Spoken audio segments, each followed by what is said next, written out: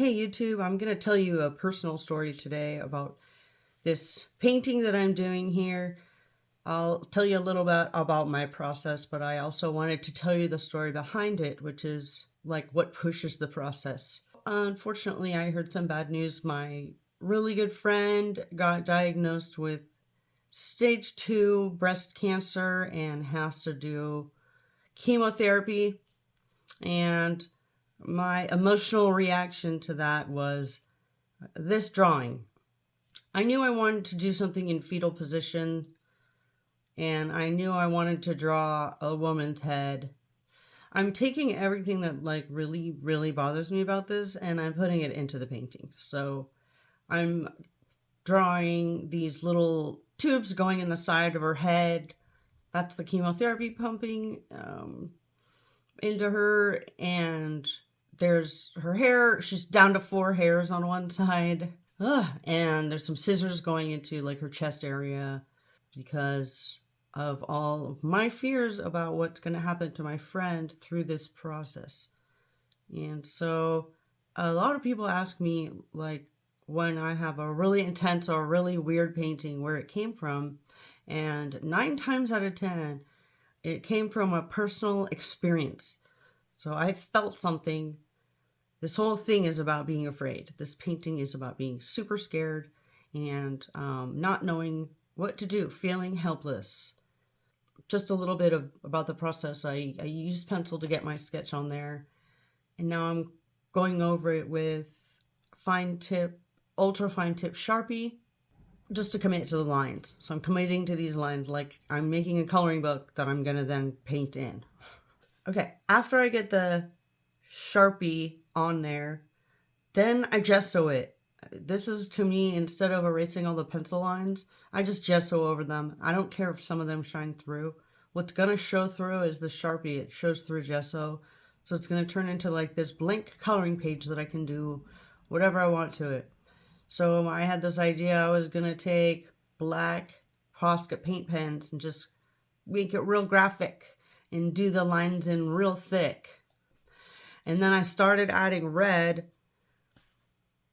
and proceeded to not like it as much, but I literally couldn't stop doing the red. So here it is. I went back and grabbed the painting as I didn't really like it black and white with the red spot color. So I grabbed all these vibrant colors and just started doing a swirl outwards from the head. And then I took the time to write a bunch of personal messages to my friend into the painting, and how scared I was and how helpless I was feeling.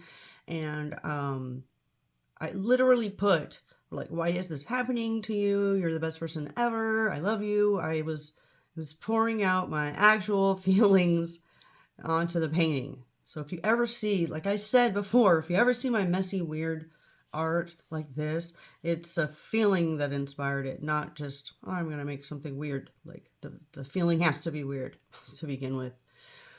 So unfortunately, learning this information about my friend, I got super sad and feeling helpless. So I wrote a bunch of stuff. I did little tatas across it. I wrote I love you a bunch of times. I wish I knew how to help my friend. That's what's written in blue on the top. So it's a very personal love letter to my friend, who I shall not name.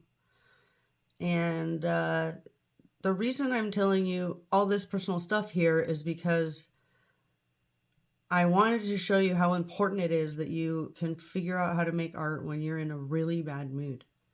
You cannot give yourself, I'm sorry, try not to let yourself tell you can't make art when you're mad or sad or grieving or pissed off.